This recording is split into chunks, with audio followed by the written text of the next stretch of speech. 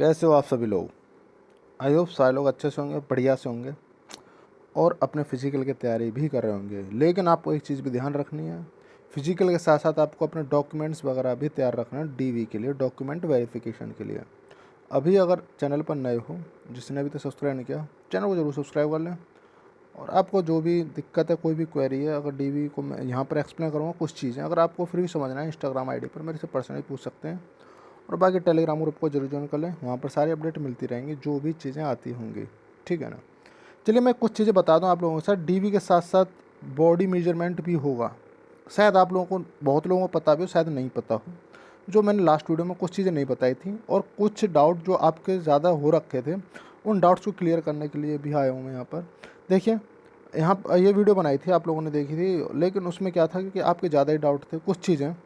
तो मैंने सोचा, और आपके कुछ नए डाउट ही निकल के आए, तो मैंने सोचा, आप भी बोल रहे थे कि भाई थोड़ा सा पर्सनली किस किस को क्या क्या चीज़ समझाएं, तो इसलिए मैंने सोचा जब कॉमन प्रॉब्लम ही बनती जा रही है तो सबको एक साथ ही ले लें।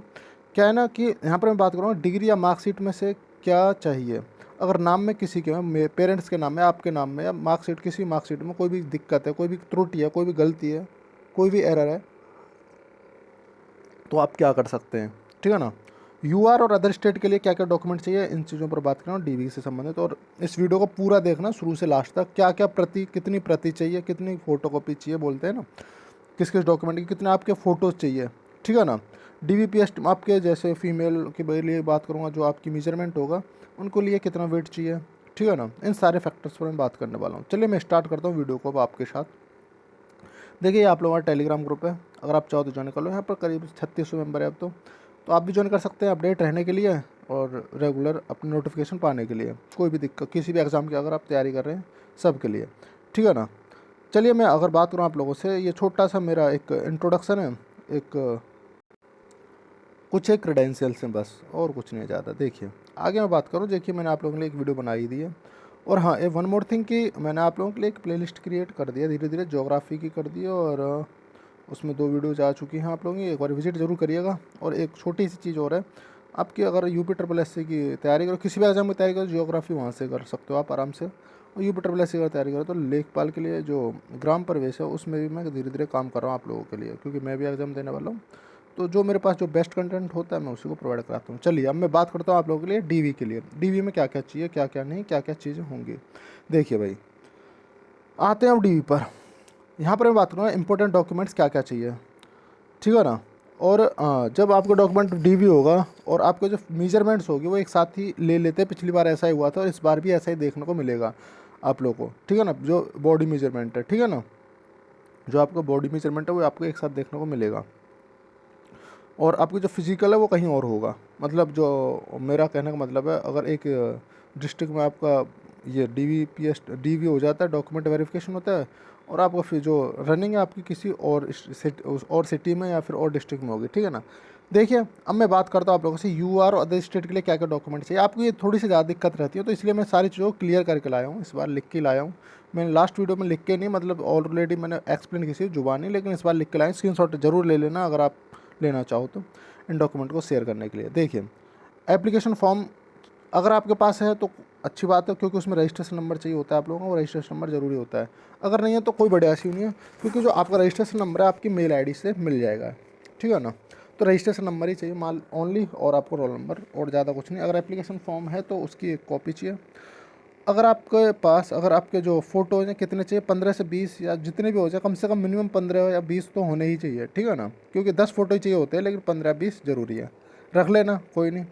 डीवीपीएसटी का एक एडमिट कार्ड आएगा, जब रिजल्ट आएगा उसमें एडमिट कार्ड आ गया, वो एडमिट कार्ड की 2 कॉपी ले जाना। ठीक है ना। 2 कॉपी लेके जानी उसकी भी, डीवीपीएसटी एडमिट कार्ड की।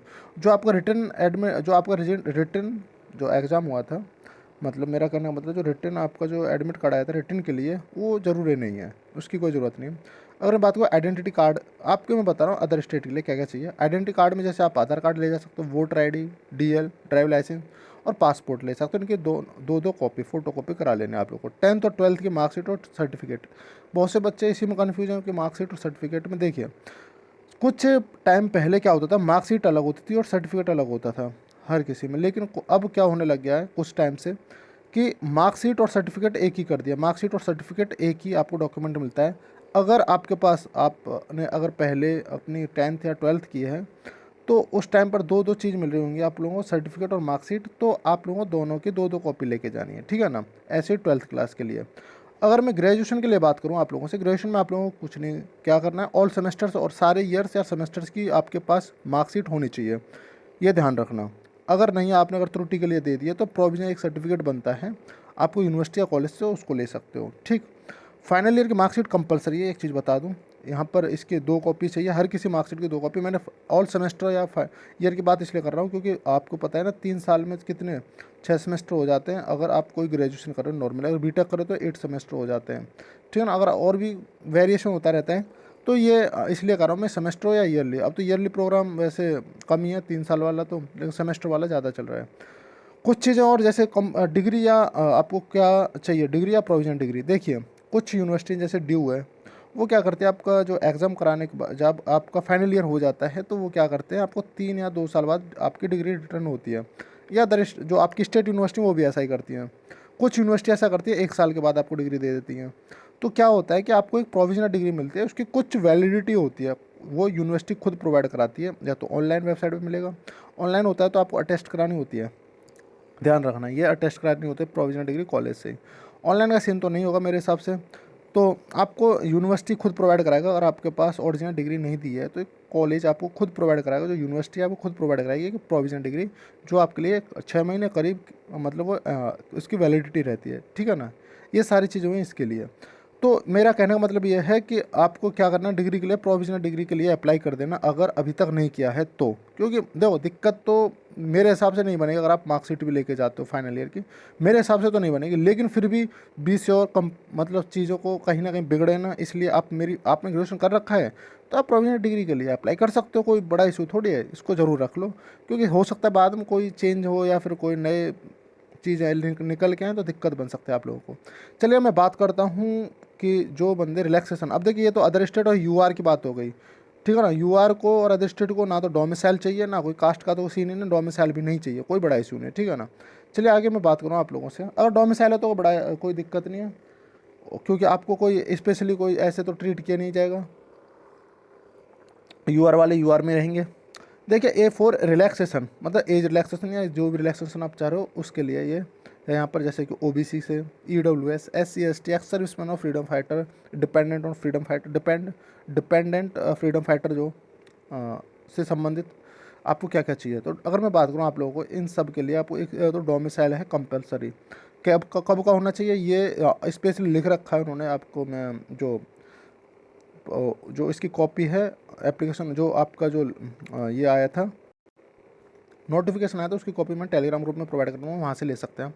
इसकी 2 फोटोकॉपी करा लेनी है आप लोगों को। कास्ट सर्टिफिकेट में बात करूँ तो 2 सर्टिफिकेट 2 फोटो होनी चाहिए। ईडब्ल्यूएस में स्पेशली क्या देखने को मिलेगा, सर्टिफिकेट जो भी आपका बना है और इनकम सर्टिफिकेट, जो इन दोनों की 2-2 कॉपी होनी चाहिए, 2-2 कॉपी इन सब की, ठीक है। कब से कब तक का होना चाहिए, आफ्टर 1 अप्रैल 2020 के बाद, और लेकिन जो before the last date of apply, मतलब आपने जो लास्ट डेट जब अप्लाई किया था फॉर्म की, जो एप्लीकेशन फॉर्म की जो लास्ट डेट थी तब तक का चाहिए। अब ये नहीं कि आपका ऐसा था ना 30 अप्रैल वगैरह था, लेकिन वो डेट बढ़ के 15 जून के आसपास पहुंच गई थी, ठीक है। जब तक पहुंची थी आप देख लीजिएगा, जब तक का आपका बना हुआ है तो कोई बड़ा इशू नहीं है। बहुत बच्चे इसी में कन्फ्यूज थे कि भाई मेरा तो जून में जाकर बनाइए चलेगा कि नहीं, तो ये कोई दिक्कत नहीं है, चल जाएगा।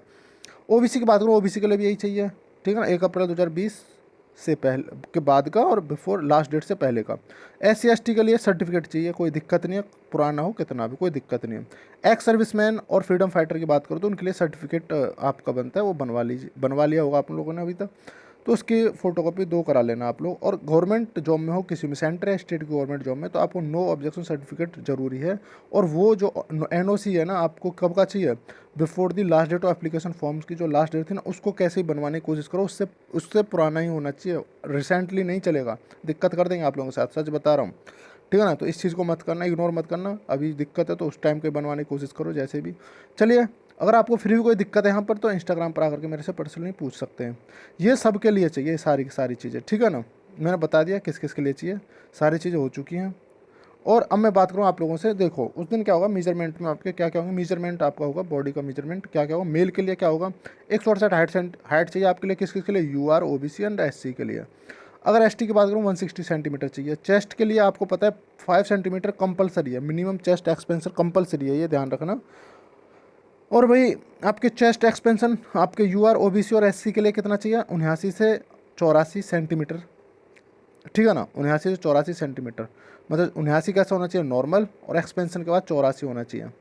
अगर बात करूँ एसटी के लिए क्या 77 और फुलाने के बाद मतलब वो भी 5 सेंटीमीटर आपको अपना जो चेस्ट है वो मतलब फुलानी है, एक्सपेंड करनी है, 82, ठीक है ना।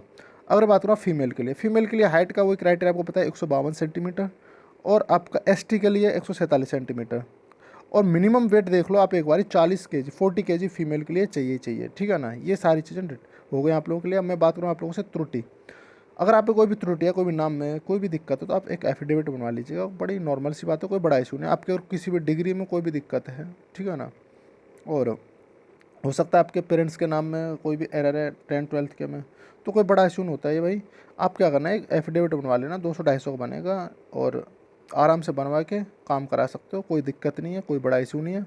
ये सारी चीज़ें बाद में सत्यापित होती रहती हैं, ठीक है ना। हाँ, एक और चीज़ बता दूँ मैं आप लोगों को, एक चीज़ बताना भूल गया मैं, हाँ बता दूं, ईडब्ल्यूएस के लिए ध्यान रखना, ये स्टेट वाला होना चाहिए। क्या होना चाहिए, ये स्टेट वाला, सेंटर वाला नहीं होना चाहिए। जो ईडब्ल्यूएस सर्टिफिकेट है आपका स्टेट वाला होना चाहिए, जैसे उत्तर प्रदेश सरकार होना चाहिए, ना कि उस पर भारत या इंडिया लिखा होना चाहिए। ध्यान रखना, कुछ ऐसी चीज़ें दे रखी हैं, तो आप देख लीजिए। अगर आपको प्रारूप चाहिए इन सारे सर्टिफिकेट कैसे होने चाहिए, जो नोटिफिकेशन है उसकी मैं जो कॉपी है आप लोगों को टेलीग्राम ग्रुप में प्रोवाइड करा दूंगा, आप वहाँ से ले सकते हो।